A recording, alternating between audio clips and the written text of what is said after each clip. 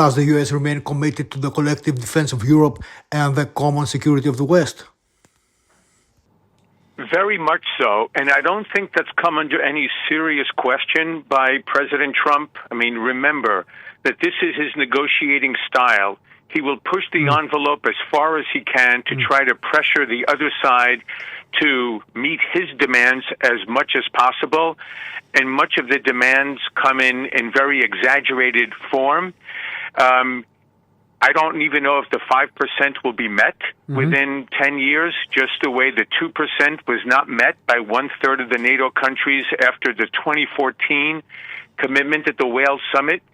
But the idea that NATO countries together will be collectively spending another $1 trillion or so to beef up European security defense makes sense for Europe, it makes sense for the United States, and it makes sense for the entire NATO alliance, especially to send very strong signals to Russia, to Iran, or to any other countries that might be threatening the European continent, that Europe is serious about its own self-defense and not simply waiting for Washington to come to its defense anytime there's a crisis. Regarding the Middle East and the Iran-Israel conflict, is the ceasefire realistic and viable, or will there be reignition in the area? I believe every rational person in the world hopes and prays that it will be an enduring ceasefire, but that depends on the parties. There's no way to predict by anyone whether or not this will hold. I believe the major concern right now is the Iranian response.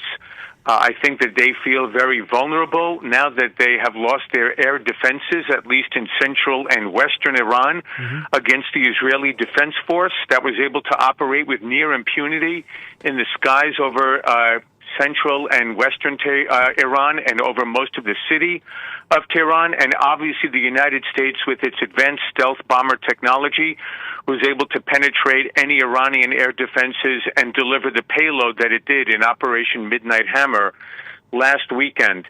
The question is going to be, what does Supreme Leader Ali Khamenei feel he needs to save face with the hardliners inside of the Iranian government, and especially the Iranian Revolutionary Guard Corps, the Quds Force, that is the paramilitary force inside of Iran that has an enormous hold over the Iranian economy, that has established proxy forces in Gaza, in Lebanon, in Iraq, in Syria, in Yemen, and the extent to which they understand now that it's a very different, weakened, and exposed Iran going forward, or whether they operate under the delusion that they can continue to be the leading international sponsor of terrorism around the world, to continue to destabilize, undermine, and seek to overthrow the governments of neighboring Gulf Sunni Arab countries, to annihilate the state of Israel, which is essentially a one-bomb country, and to continue to threaten and to attack European and American targets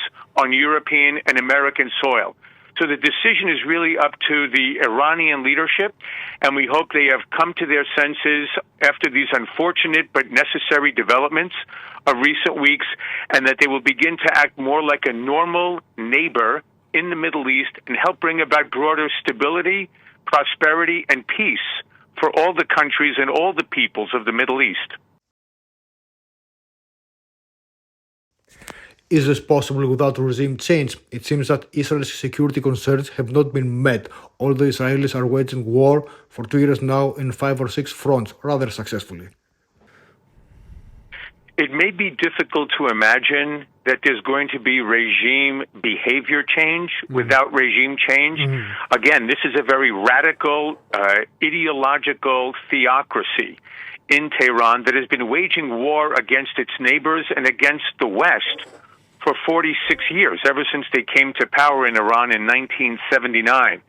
It's very difficult to imagine them changing their behavior in any serious way without provoking essentially a civil war inside of Iran between those hardliners that want to take a more aggressive approach and those that are more realistic about the future prospects of Iranian aggression, given that its nuclear weapons program has been rendered inoperable for months, if not for years, that its ballistic missile program has been defanged with the destruction of so many of its missile launchers by the Israeli Defense Forces, and that they realize that countries like China and Russia and North Korea have not really come to the aid of Iran in any meaningful or substantive way. They're very much alone now in that part of the world, and the question, again, will take some time. It's very, very quick right now. It's too quick and too short a period after the very effective, devastating blows by the American Air Force to determine whether or not this will be a long-term course. We hope that will be the case, but in the end, if there is regime change, that will have to come from the Iranian people themselves. There is no appetite in Washington, D.C. to provoke any type of a war that requires American soldiers to go to Iran and to promote either regime change or nation building. No sane person in the United States wants to see the American military do anything like that. So if it takes place, it will have to be at the initiative of the Iranian people themselves.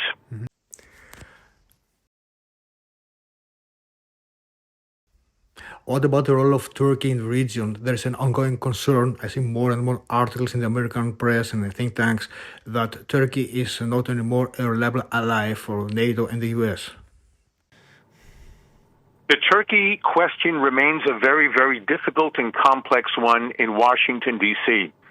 Clearly, President Erdogan's foreign policy drift away from the United States, away from NATO, towards greater independence, whether it's in the Russian invasion of Ukraine, whether it's in establishing a network of like-minded countries in Central Asia, whether it's forging closer ties with the Communist Party of China, and whether it's becoming a more assertive military actor, not only in the Middle East, through the power vacuum that it's trying to fill in Syria, but also the fact that it established bases in Qatar, in Somalia. It's now an active player in the Libyan civil war, and it continues to promote arms sales throughout the African continent. So, Turkey has inserted itself very, very energetically and aggressively in so many of the conflicts and crises in Europe, in Asia, in the Middle East, and in Africa, and it will likely continue to seek a very, very important role. Remember, it sees itself under President Erdogan as a neo-Ottoman quasi-imperial power whose influence should extend far beyond its current borders.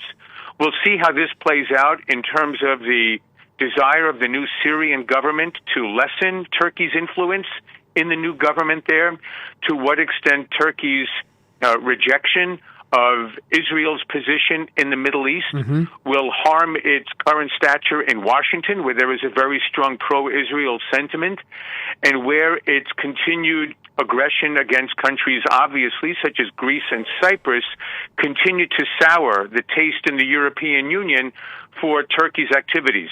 At the same time, however, the fact that Europe is now looking to build up its defenses in a more sort of a strategic depth type manner means that many European countries will look to Turkey's massive military, right? The second largest military in NATO after the United States, to help to beef up NATO's non-U.S. numbers. So I think much of this also depends on the posture that Europe takes towards Turkey. Will they be serious about the values that they pronounce when it comes to Ukraine and the right of Ukraine to determine its own sovereignty and territorial integrity, while they continue to ignore the fact that Turkey occupies 1/3 of EU member Cyprus? So there's Turkey's activities that are independent of that of the U.S., end of the European Union, end of NATO, and the extent to which not only Washington will have to reconsider Turkey's position as a once strategic but increasingly unreliable ally that will likely remain in NATO for the foreseeable future, and also how the European powers, both within the context of NATO and as a separate independent European Union bloc, will seek to challenge Turkey's activities that very much undermine European cohesion, solidarity, and respect for the rule of law. About the cooperation between Greece, Cyprus, and Israel, does it still remain significant for U.S. policy in the region, the 3+1 scheme? Well, first, I think it's very important for the countries themselves. I mean, let's take the United States out of the equation. Okay. It doesn't matter per se whether or not it advances U.S. policy if it's in Greece's interest and Cyprus's interest and Israel's interest to build their ties, energy ties, defense cooperation, technology ties, a whole host of issues that are so important for these three democracies that are encased in this arc of crisis in the Balkans, in Ukraine, in the Black Sea, in the Caucasus, in the Middle East, in the Red Sea, in Northern Africa. These are the three democracies whose stronger ties only elevate their respective economic strength, political influence, and overall security. So the extent to which Greece, Cyprus, and Israel are binding their countries together is a positive in its own right, for its own sake. Layer on top of that the fact that the United States looks very favorably upon this trilateral alliance of democracies and like-minded security partners in the Eastern Mediterranean makes this an even more valuable asset for the United States and for European, Middle Eastern, and overall regional security. But first and foremost is the fact that it advances Greece's interests as well as those of Cyprus and Israel. So it's a net plus from almost every perspective: regional, European, Middle Eastern, and American. Now, in the Ukrainian front and the conflict between Russia and Ukraine, Europeans seem to prepare even for a direct military conflict with Russia within the next 4 or 5 years. What are the prospects there? Unfortunately, I think the prospects for the future of Ukraine are very bleak. Right now, there is no significant additional U.S. aid in terms of military hardware that is coming to Ukraine, except for what was last authorized under the Biden administration in April of 2024. And my sense is that President Trump is loath, will not bring any new offensive weaponry into Ukraine because he is trying very, very hard to bring Presidents Putin and Zelensky to the negotiating table for a political settlement, not just a ceasefire. Europe, we understand, has both problems in terms of weapons stockpiles. They don't really have much material to send to Ukraine, and they also have an industrial production under capacity. I mean, much of Europe's defense production facilities are hollowed out because of neglect over the last several decades. And so I don't think there's going to be a realistic prospect of major new arms coming to Ukraine unless Putin engages in such reckless and offensive behavior beyond what's been committed over the last 3.5 years that President Trump feels this is hopeless and decides to open up the American arms inventory to beef up Ukraine's defenses. But that doesn't seem likely right now. Russia is going to probably keep the 4 oblasts that it's declared as Russian sovereign territory. It will certainly keep Crimea, which is a red zone, a red line, I should say, for Russia. The average age of the Ukrainian soldier is 43 years old. This is a country whose quarter population is either displaced inside of Ukraine or are refugees in various European countries. And Russia is on a 24/7, 24 hours a day, 7 days a week wartime production economy right now and is producing far more artillery, rockets, and munitions than Europe is able to provide to Ukraine, let alone for Europe's own defense. So I don't really see how any further battle here is in Ukraine's favor. The problem is that Ukraine had an opportunity to enter into a peace agreement with Russia in March of 2022, several weeks after the invasion was launched.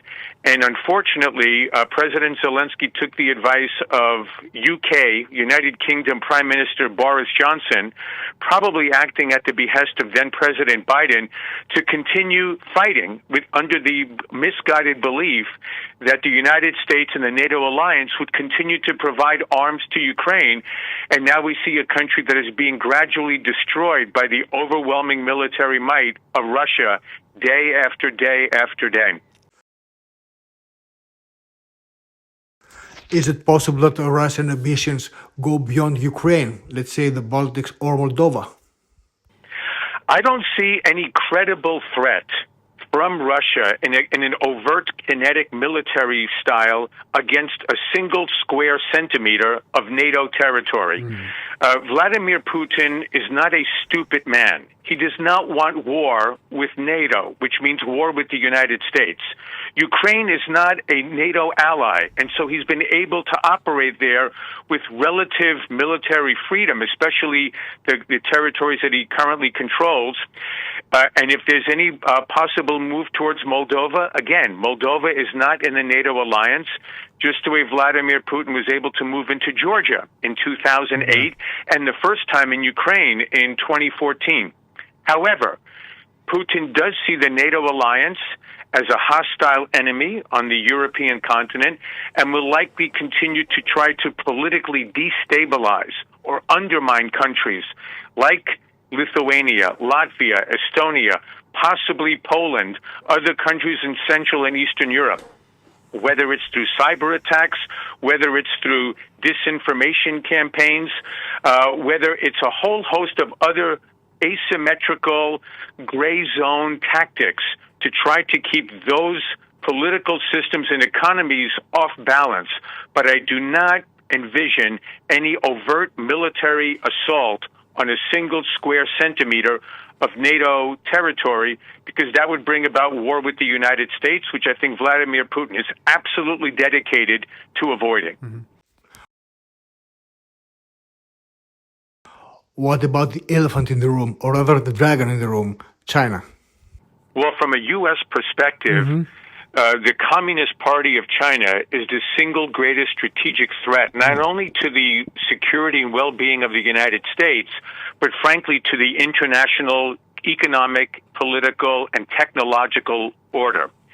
And the U.S. is undergoing very serious foreign policy and national security debates right now to try to see to what extent we can better position our assets to deter and dissuade China from, for instance, I don't think so much preparing for an invasion of Taiwan, but seeking to strangle Taiwan into submission and eventual annexation and absorption into the People's Republic of China, and to dissuade it from the kind of aggressive activities it's undertaking in open violation of international law and international treaties in the South China Sea against Japan, against the Philippines, against South Korea, against India, and of course on a technological front, given the fact that the 21st century global economy will be predicated on increasingly advanced technologies.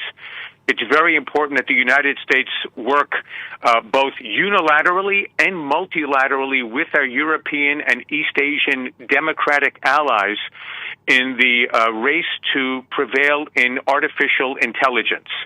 The country and the economic power that is dominant in artificial intelligence will set the norms and values and platforms and standards for the global interoperability of breakthrough technologies in quantum computing, in robotics, in synthetic biology and nanobiology, and aerospace, engineering, military hardware, space communications, satellite systems.